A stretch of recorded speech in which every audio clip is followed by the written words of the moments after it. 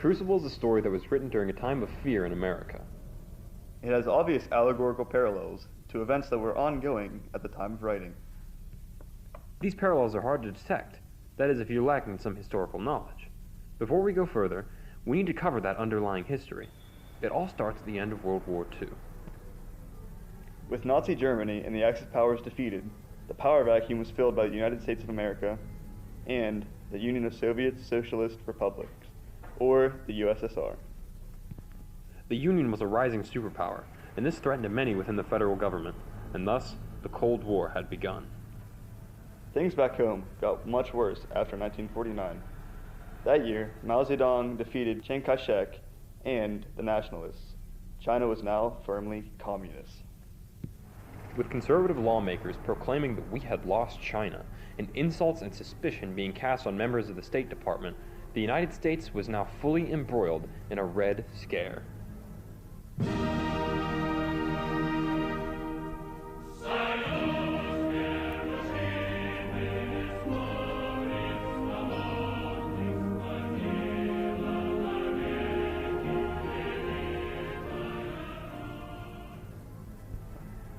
To be fair, there definitely was infiltration from the Soviet government. The case of Julius and Ethel Rosenberg revealed that U.S. atomic secrets had been leaked to the Soviet Union. But more importantly to our story, a State Department official named Alger Hiss was accused of being a communist before the House Committee on Un-American Activities, also known as HUAC. The committee, which was originally intended to investigate Nazi spies and sympathizers, was turned into a weapon to terrorize people accused of being communist.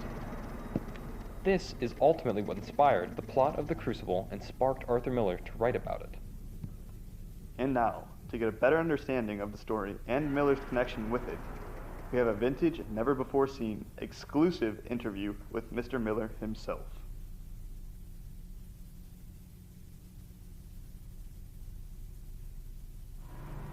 Hello, Mr. Miller. How are you today? I'm well. Good, because I'd like to talk to you today about The Crucible. All right. To start off, what moved you to write the play? In short, it was Senator McCarthy's fear-mongering about creeping communism and the House Un-American Activities Committee's capitulation to that fear-mongering. What do you think prompted McCarthy to do this? Who can know? What we can know is that it was not entirely an illusion. There was a grain of fact within McCarthy's paranoia. Mao Zedong went out in China, and Italy had the largest communist party outside of Moscow. His fears were not entirely unfounded. So you were afraid of communist takeover as well? Not quite. I had no love for the USSR, but at that time, the opinion of myself and many others was that capitalism had nothing more to say, its final poison bloom having been German and Italian fascism.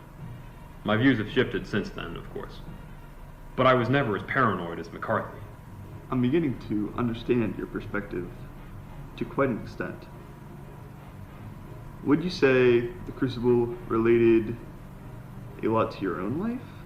If you had asked me in 1953, I would not have agreed nearly as strongly as I would after what happened in 1956. Could you elaborate? A dear friend of mine, Hailey Lusk, was brought before the Red Hunting HUAC, just as many artists, writers, and filmmakers were before him. And how did that go for Mr. Kazan? For him, quite well. For others, not so. Hailey was asked to name fellow Communist Party members, himself previously being one. And he did. He named names for fear of blacklisting, but naming names would ultimately do that for him. I see. What were you referring to with your after 1956 comment? Right. I was called before HUAC just as Hailey Lusk was before. The difference between him and I, of course, was that he named names and I did not. And for that, the Congress hit me with a contempt of Congress charge the following year. How exactly were you led to be brought before the HUAC? I was trying to get a passport to attend the Belgian opening of their production of The Crucible. I was about to renew my passport when the committee jumped at the opportunity to bring me in. With Marilyn at my side, I told them I could not use the name of another person and bring trouble to him. Amazing, Mr. Miller. Did that, contempt of Congress charge hold, though? No, an appeals court decided that Chairman Francis Walter had misled me. He had promised me that I would not be asked to name names. That turned out to be a lie. It seems as though life ended up paralleling your art, Mr. Miller. Yes, I would say so. Even before my run-in with the committee, Proctor mirrored many of my thoughts and feelings. His refusal to name names I portrayed as a positive good, to give the audience the notion that betraying your friends is cowardly, deceitful, and plainly malevolent. So, is Abigail Williams supposed to be Mr. Kazan? And are you supposed to be John Proctor? I feel as though the information you've divulged has only led to more questions. Maybe so. Are you experiencing head cramps from the hardwood floor? Yeah, bruh. Is it impossible to get comfortable? Yeah, bruh. Then I have a solution for you. Introducing the Comfort 2000, the piece of furniture to suit every need in the book. How does it work, bruh? The Comfort 2000 is the easiest mechanism. Just grab your favorite blanket, lay down, and that's it. Great for any scenario. Reading, doing your homework, watching TV, and so much more. Call today. Thanks, Comfort 2000. Comfort 2000 may cause comfort, support, tiredness, lethargy, going comatose, combustion, dizziness, explosions, near-total annihilation, World War III, the inevitable reckoning of the Antichrist, the return of McCarthyism, small bruises. Mrs. Gurdish, please give us an on this problem. According to all known laws of aviation, there's no way we should be able to fly. Its wings are too small to get its fat little body off the ground. We, of course, fly anyway because we don't care if these things impossible. The 17th century was a rather tumultuous time in European history. The feudalist power structure was beginning to crack, largely due to the Black Death. With the fall of feudalism came the rise of capitalism. With the new economic order on the horizon, new economic conditions had to be made for that system to be sustained. The feudal lord's position of power had now been replaced by the capitalist's position, the owner of the means of production. This was pretty good for some people, in particular, men. There was now some possibility of social mobility, unlike the previous rigid caste system that existed before. However, unlike before, women had basically no chance of making it up to the heights of feudal power through marriage. In fact, women lost some of the rights that they had under feudalism. Not to say that they were completely equal to men under feudalism, of course not. But it is true that they lost many of the rights that they once had. For example, many women were disallowed from owning their husband's property after his death. They were disallowed from working certain jobs such as midwifery, which we will get back to that in just a moment. And in many cases, they were disallowed from being in certain guilds.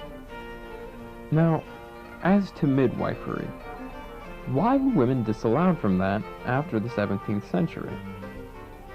The less extravagant answer is that under this very early form of capitalism, women were now valued more so as homemakers and as the raisers of the next generation of children who would go on to work for the capitalist.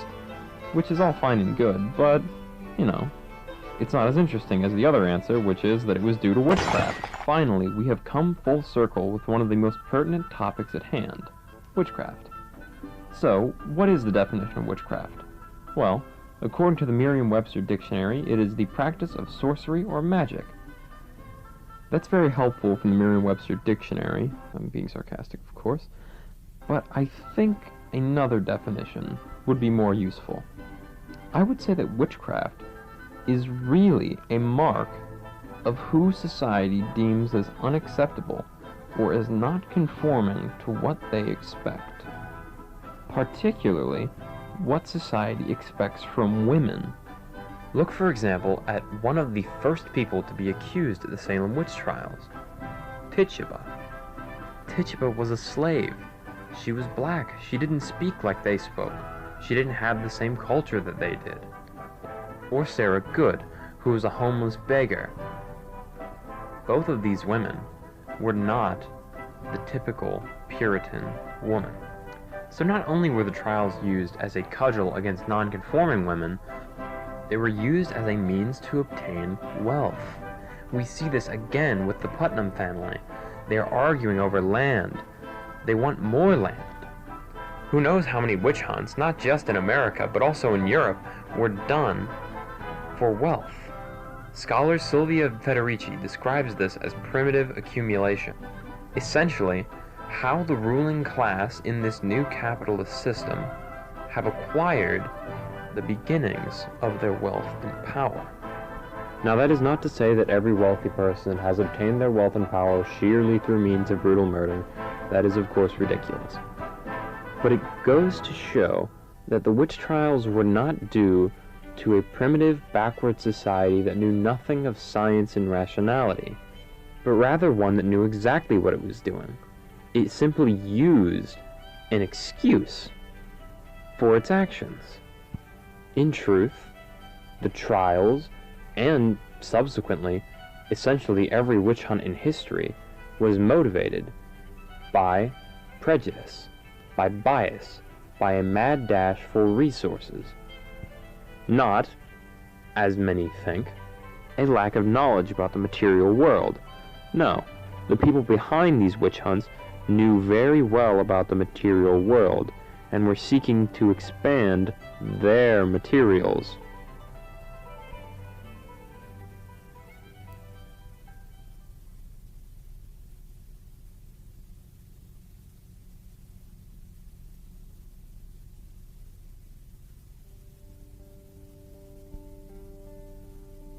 The Salem witch trials began January 1692, when 9-year-old Elizabeth Parris and 11-year-old Abigail Williams began having bouts of contorting wildly, screaming, and making strange sounds.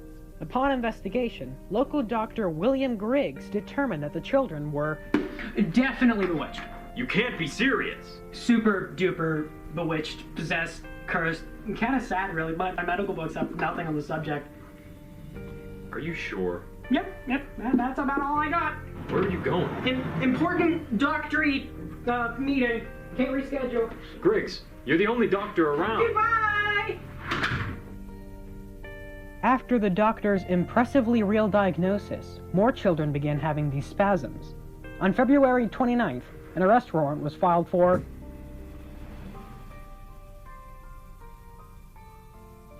Well, that checks out. March 1st, 1692 came around with 3 women in the court. The Sarahs denied their guilt, while Tituba did not that. I did witchcraft. I signed the black man's book. Astounding! And I wasn't alone. Incredible. There were others from Salem with me, too. Who? Spoiler alert, it was everybody. Pretty much everybody. Countless more innocent souls across Salem and Massachusetts as a whole were brought to the court, including Martha Corey and Rebecca Nurse, both very well-respected members of the community, as well as Sarah Good's 4-year-old daughter, whose shy and quiet answers were interpreted as confession. The rapid growth of the hysteria led to Governor William Phipps on May 27, 1692, creating a special court of order to hear the accused, and terminer to determine the outcome.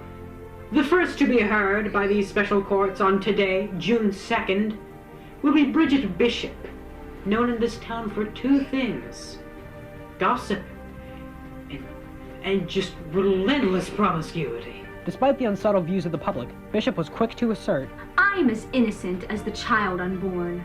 Nah, What? nah, wrong. Governor, please. Look, I have been waiting in agony for the past, 20 seconds to hit something with this hammer. Gavel. Tomato, potato, guilty! Bishop was the first in a long line of death sentences, being hanged on June 10th on what would one day be known as Gallows Hill. It didn't take long for some to wisen up. 5 days after Bishop's hanging, Cotton Mather, a respected magistrate, wrote a letter imploring the court to disregard evidence based on dreams and visions. The court disregarded this, hanging 5 in July, 5 more in August, and 8 in September. 7 others died in jail, and Martha Corey's husband, Giles, a 71-year-old man, was pressed to death with stones. October 3rd had Cotton's father and president of Harvard, Increase Mather, denouncing the spectral evidence as well, stating, "It were better that 10 suspected witches should escape than 1 innocent person be condemned." Okay, I made Harvard mad. Maybe this is bad. Maybe this is a bad idea. I wish there was some other sign, though. Governor, the next accused is your wife, Lady Phipps. Hot dang! Maybe this was a bad idea. Okay, wrapping this up. Solid whoops. So whoops on my part. Governor, what do you mean? The thing with the witches. No more arrests, no more accused, no more courts. We're done. We're done. What will we do without a court? Make a new one. The Supreme Court of Judicature.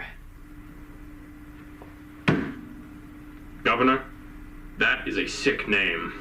Thanks, I made it up just now, and it can't use spectral evidence. Noted. Yeah, no more of this witchcraft thing, kind of bogus. Governor, if I may, Shoot, Hawthorne. if your wife had not had her neck on the chopping block, would you still have stopped this? Don't look too deep into our moral characters, Hawthorne, okay? They'll all collapse completely. Just let me do this one good deed and fade into history.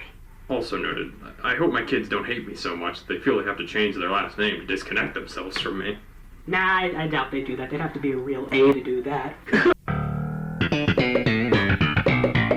By May 1693, all accused of witchcraft were finally released from prison by Phipps, but the mark on history had already been made. Many involved publicly apologized. On January 14, 1697, the General Court ordered a day of fasting and soul-searching for the tragedy of Salem.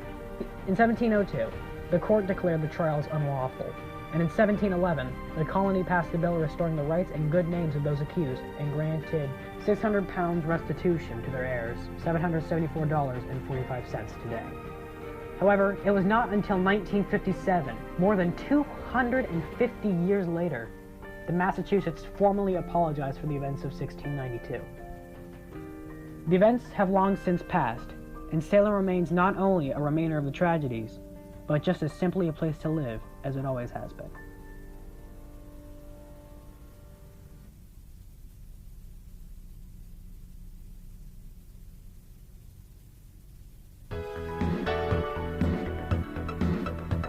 So the first question I have for you is, what do you do for fun in the city, Mr. Gilfisherman? Well, for one thing, I like the fish. There are several wonderful things about my hometown, but if I had to pick one thing, it would definitely be shopping. I like to take care of my boat and eat the fish. Either in the several curated shops throughout the town, or at my very own Salem Witch Village. Mostly just skate, to be honest. I like to go to stores, buy things, do a fish. What is your favorite thing to do in Salem? Spend money. It's my favorite thing to do everywhere. No, I just skate. That's it. I just skate.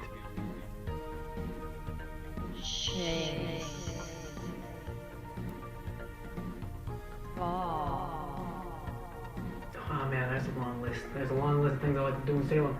But if I had to narrow it down, I think it'd have to be playing pool. In second place, the fishing. Is it evident that the Salem witch trials occurred here hundreds of years ago?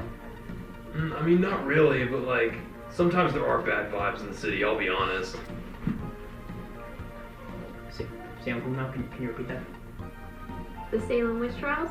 Okay, so Salem witch trials. We got like a time period? I think that it most certainly is. With the witches, yeah, but I got an point, but with the witches in the water, were they messing with the fish? Because we have several, like I said, specialty shops dedicated to it, as well as historical monuments and different attractions for tourism.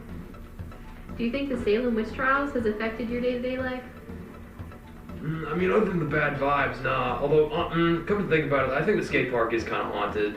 Personally, I feel as though it has, because I've profited from the mass tourism that is accredited to the witch trials occurring. Did you see any ghosts there or something? Nah, but it is named after some kid who died there. I don't think it's really affected me all that much. So, Kyle, why don't you tell us some more about that skate park? That's pretty weird. Yeah, so basically, the kid's name was Ryan Brennan, and he got, like, hit by a car, like, 15-ish years ago. I don't know if that has to do with witchcraft, but it is kind of bad vibes. Please help me. It is me, Giles Corey, from the Salem Witch Trials. I have been reincarnated in the form of this dog. All I know is chasing balls. I miss my wife.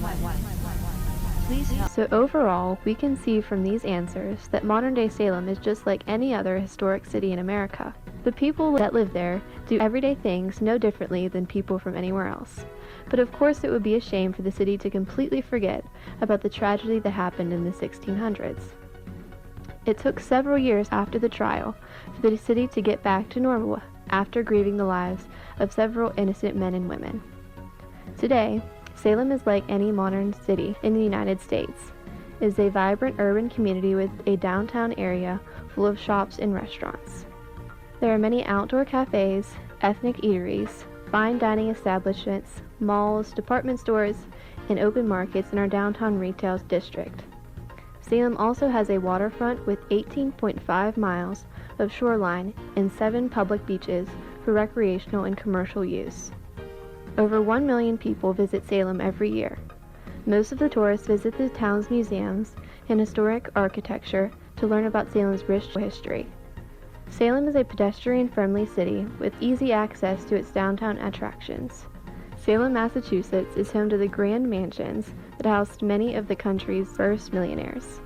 Salem is proud to be home of an up-and-coming artist community. While visiting Salem, many tourists decide to take a historical tour to enrich their understanding of the town's rich history.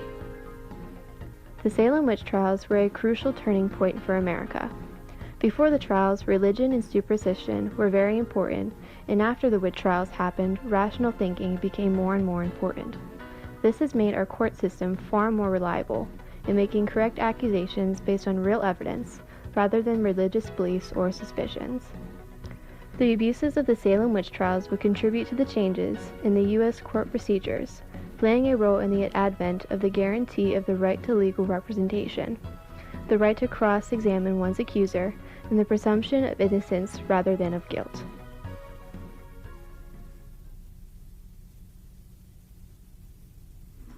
This is so romantic. Just the two of us. The anniversary. What was that? I don't know. Our side. What is it? I've heard this before. They call him Twistening.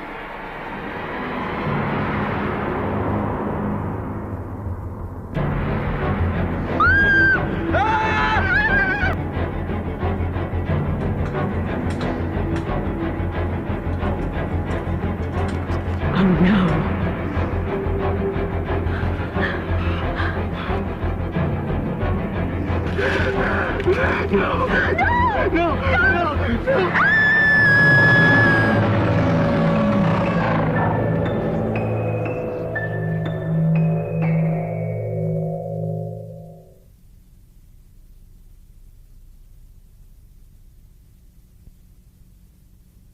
Hello everyone, and welcome back to our daily news segment, Back in the Day.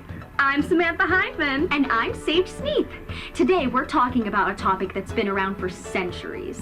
That's right. Today's topic is Mass hysteria! Sam, do you care to give us a definition about what exactly mass hysteria is? I sure can, Sage. Mass hysteria is a psychological and sociological phenomenon which transmits collective illusions of threats, whether real or imaginary, through a population and society. So, in layman's terms, it's when a group in society all gets scared about a threat, even though it may not even be real? That's right, Sage. Today we're going to be learning about 2 examples of mass hysteria in history, as well as 2 examples of a modern-day type of mass hysteria. Our first historical instance of mass hysteria happened in Kasasha, Tanzania in 1962. A group of 3 schoolgirls began laughing hysterically for no particular reason.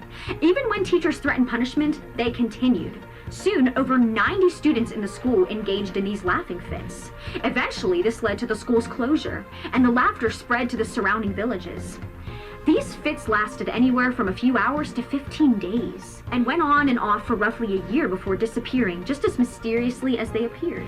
Sounds terrifying. A second mysterious instance of mass hysteria in history occurred on October 13th, 1917 in Fatima, Portugal. In the months prior to the incident, a group of children claimed to have been visited by an apparition of the Virgin Mary, who told them that on that date, October 13th, she would appear and produce an overwhelming miracle. Naturally, thousands gathered to witness it, and that's when things got really crazy. Many of the witnesses said that the sun's light appeared abnormal, and that the sun changed colors and spun around in the sky. Others said the sun appeared to drop out of the sky and hurtle towards Earth. Many people claim to have witnessed these phenomena, but others say that they only saw some of these unnatural events. Some claim not to have seen anything unusual at all. But because there were no reports of unanimous agreement as to the events that day, later researchers have suggested mass hysteria or temporary eye abnormalities caused by looking directly at the sun as the cause of the episode. Our next example is of what some consider to be a present-day form of mass hysteria. That crisis is immigration. Are immigrants really taking our jobs, or is it purely xenophobia? A U.S. Department of Labor study prepared by the Bush administration noted that the perception of immigrants taking our jobs away from American workers is the most persistent fallacy about immigration of popular thought, because it's based on the mistaken assumption that there is only a fixed number of jobs in the economy. Experts note that immigrants are blamed for unemployment because Americans can see the job immigrants fill, but not the jobs they create through productivity, capital formation, and demand for goods and services. Nationwide, immigrants pay more than $90 billion in taxes every year and receive only $5 billion in welfare. Without their contributions to the public treasury, the economy would suffer enormous losses. Our next example of modern-day mass hysteria is the vaping crisis. The median age of the vape market is 19 years old. Hardly the enlightened ages, however, of the 7 deceased. One was 65 years old with chronic health problems, and another was middle-aged. But both their CODs must come into question. The media neglects to point out that there were very recent afflictions that appeared suddenly, not a long-term illness, such as lung cancer, which may take decades to detect. Not only this, but did any of them consider that tobacco smoking causes 1.5 million deaths each year? More than 16 million Americans are living with a lung disease caused by tobacco. Some suspect that the recent vaping backlash is a political ploy to give Big Tobacco back all of the customers it's recently lost.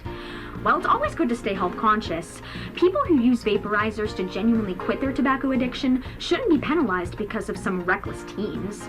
Seriously. Okay, boomer. We hope you enjoyed today's broadcast. Stay tuned for tomorrow.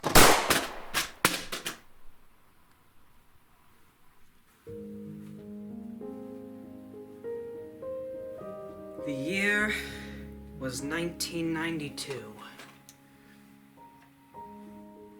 300 years ago, tragedy befell the small town of Salem, Massachusetts, creating one of the most notorious bouts of mass hysteria known the world over. Though the effects of the tragedy today on the people of Salem vary between them, none can argue the effect of Arthur Miller's play The Crucible in attempting to deal with the political crises of the time. I may not look it, but I was around in 1992 for the creation of this here tape. The 6 of us operated under Gurdish Productions, and we have Down in History to thank for allotting us a budget of 30 cents and 3 pizzas to create our dream project. A Crucible Project, you might even say. And though we had been notified at the time that it was the first and last time that our 75% documentary, 25% mockumentary, and 100% avant-garde high school English project would be shown to the masses, I took it upon myself to make sure that that would not be the case. And I hope that you learned something. I hope that you take something from this. Whether it be, do not accuse each other of witchcraft, or do not hang each other because you don't like each other. Or, oh my god, Alex, how long did it take to create this project? Are you still alive? No! The real life use of this project may be indeterminate, based on the circumstances in which it was intended to be created. But I hope that whether it be from the information you have learned, or from the sheer ridiculousness of some of the things that may have caused this grade to go down from an A+. I hope you had a good time, and I hope you enjoyed it. Now, I do not like to self-advertise, but if you could look up on Kickstarter, if you could look up The Crucible Project, AP English 2020, Gurdish Productions, you will see on there is a Kickstarter online to get this documentary back on the air and to convince, I should have put it on petition.org. I should have put it on petition.org. One moment. I still have the gavel. We made this in 1992. I have not moved the gavel since 1992. I have to go. Thank you so much for watching. Take care. Don't hang people. I have stuff to do. Wait a minute. Is it actually called change.org? Oh, goodness gracious. I just gave my important information to petitions.org. I think I just signed up for a phishing website. Hey, you say something about fishing? Shut up, you fisherman!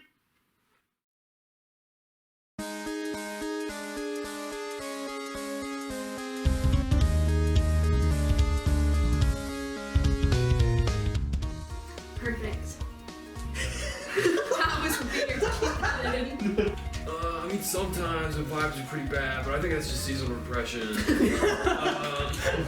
What's up, guys? It's your boy Caleb coming back at you with another live vlog here. Here's my boy Andrew. So Andrew, how's this project going, boy? I'm gonna say you're stupid. Hey, thanks for joining us today. Back to the action. Are you recording this? Yes. Ooh, bloopers. Go. Oh, is it filming? Yes. Sorry. Can't breathe? No, not really. Breathe. There you go. You get one breath. You get one breath. One breath. Twisty. No. No, not like that. Okay. Somebody else. Here, ready? B E A R C A. Literally, when we were buying that bike when I got the America. Seriously. Okay, boomer. Sorry, I had to put that in there. Alright. Wait, I'm not done. Alex, you're gonna cry. Somebody could do. Not officially the main attraction. Not a fantasy. Just remember. I literally wrote scoff, not quite. Someone needs to like not let me script write. I saw that before. I'm just like, wait a minute. What? I'm sorry, I zone out all the time because I'm tired. Hey everybody. Welcome to my purgatory. Alright. Actually gonna do it. Alright. Shut up. I'm recording now. You don't have to.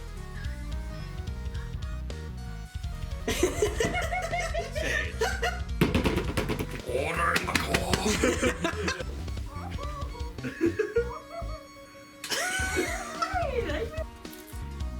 And it's like daily routine. Alright, buddy. Yeah, no, 2 days ago, I came home and literally, for like 30 seconds, I was walking, I was sitting on my bed, I got up and farted all the way until I got. Why don't you just go to the bathroom and fart like normal human? Because I do, and then people are always in there, and I'm like, how am I gonna fart now? So now I have to leave looking like a weirdo, coming into the bathroom for no reason, actually when I was coming to fart. Stop! No. He needs the audio! Yes, I know that. But what are you doing? Stop, that's weird. Stop. What are you doing? Just. Can't reschedule. Hey everybody, welcome to my reality TV show. This is what it's like to lose your life trying to edit a project for 2 entire days doing absolutely nothing else. Hi, Bubbles. Beep, beep, beep, beep.